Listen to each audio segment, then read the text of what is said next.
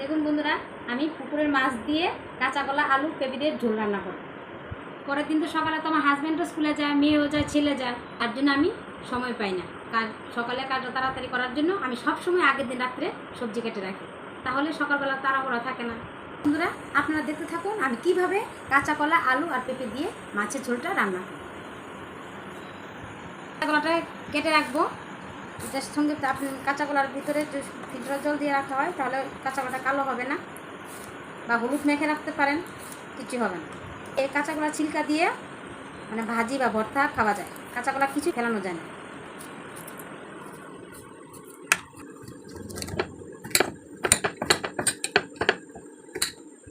আর আমি সবজি সবসময় ছোট ছোট করে কাটি, তাহলে রান্নাটা দেখতেও সুন্দর হয়, গ্যাসও কম লাগে, সব কিছুরই কম লাগে, তাড়াতাড়ি রান্নাটা সিদ্ধ হয়ে যায়।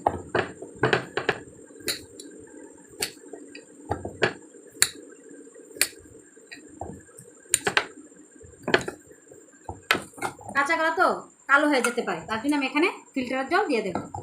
এই যে আমি এখানে ফিল্টারের জল দিয়ে দিলাম, তাহলে কলাটা কালো হবে না, একদম ফ্রেশ থাকে। এই যে দেখুন, এই যে কাঁচা কলা এখানে কেটে রাখলাম। এবার কাটবো আলু।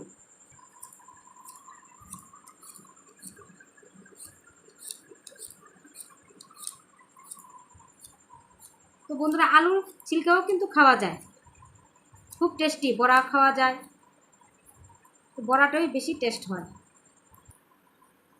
এই কলার ছিলকাগুলিও আমি ফেলবো না, আলুর ছিলকাগুলো ফেলবো না। এগুলো কিভাবে খাওয়া যায় আমি অন্য একদিন আপনাদের কাছে শেয়ার করব।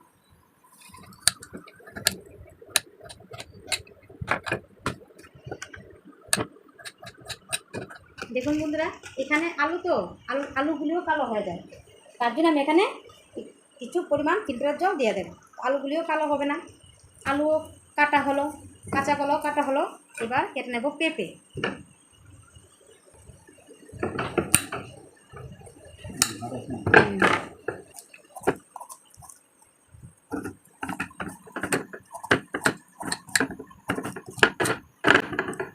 বন্ধুরা, কাঁচা কলা আর আলুর যে টেস্টটা, পেঁপেটা টেস্টটা দিলে একটু কম টেস্ট, তার জন্য পেঁপেটা আমি কম দিচ্ছি, কাঁচা কলা আলুটাই বেশি দেব। আলু তো বেশি খাওয়া ভালো না, আমি এটুকুই পেঁপে দেব।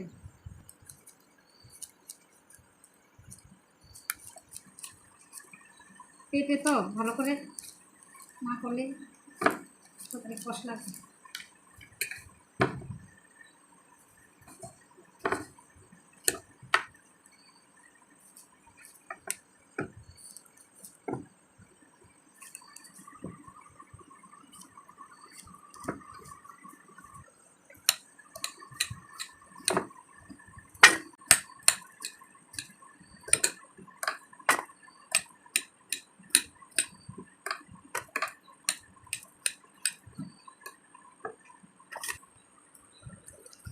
আমার কাঁচা কলাও কাটা হলো, আলুও কাটা হলো, পেঁপেও কাটা হলো, তাহলে হয়ে গেল নি আমার সবজি কাটা। তাহলে ঘুম থেকে উঠিয়ে আমি স্নানটা সেরে এখন রান্নাটা তাড়াতাড়ি করে ফেলতে পারবো।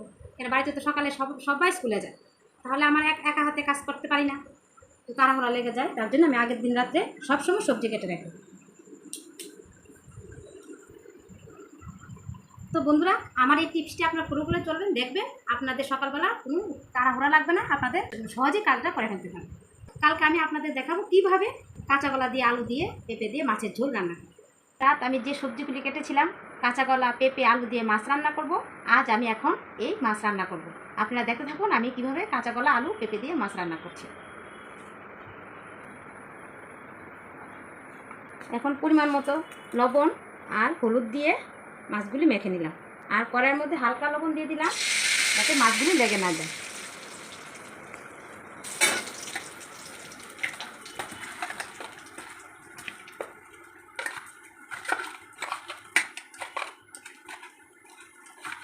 পুকুরের মাছ তো, তার জন্য বাকি মাছগুলোর অন্য তরকারি রান্না করে ফেললাম।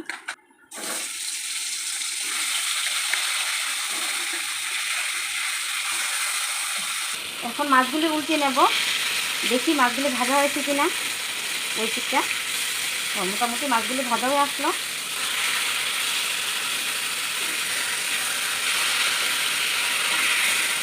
এক পিঠ ভাজা হয়ে আসছে।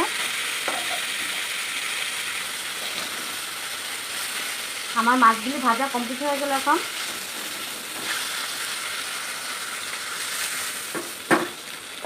দেখুন মাছগুলি ভাজা কমপ্লিট হয়ে গেল।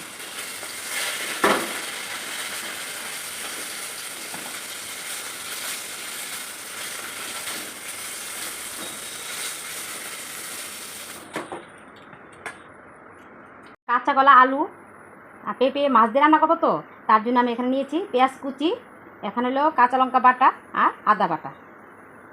এখন পেঁয়াজ কুচি দিয়ে সম্বাদ দিয়ে দেবো। আর আমি তেল কম খাই, তার জন্য তেলটা আর দিলাম না। এই অল্প তেল দিয়ে আমি রান্না করব।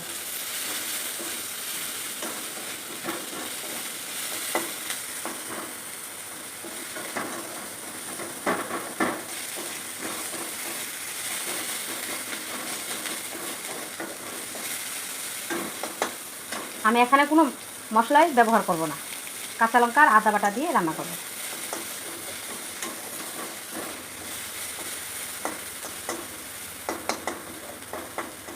পেঁয়াজ ভাজা ভাজা হয়ে আসলে এখন দিয়ে দেব কাঁচা লঙ্কা বাটা আর আদা বাটা।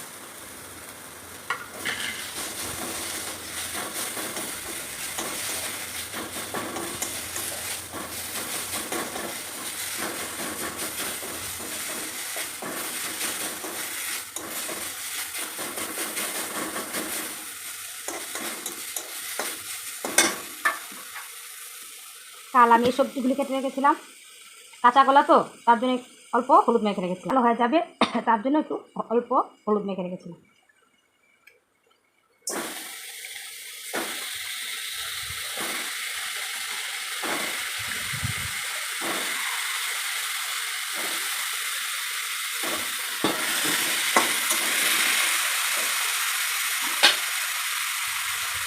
পরিমাণ মতো নুন দিয়ে দিলাম আর পরিমাণ মতো হলুদের গুঁড়ো দিয়ে দিলাম।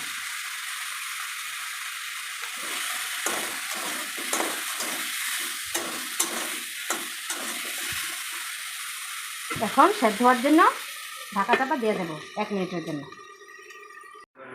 এখন ঢাকনাটা খুলে দেখি 1 মিনিট তো হলো।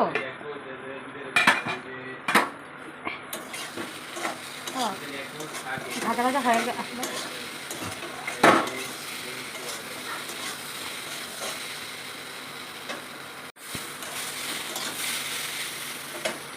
আমি যে উষ্ণ গরম জল নিয়ে আসছি, আমি তো সবসময় সবজির ভিতরে গরম জল দিয়ে দিই, একটু গরম জল দিয়ে দিই।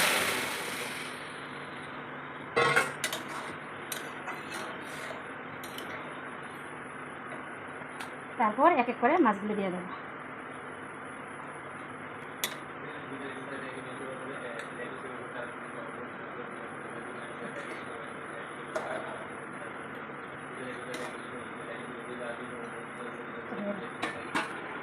তো বন্ধুরা, আমার কাঁচা কলা, আলু, পেঁপে দিয়ে মাছের ঝোল রান্না কমপ্লিট হয়ে গেল। এখন আমি এটাকে নামিয়ে ফেলব।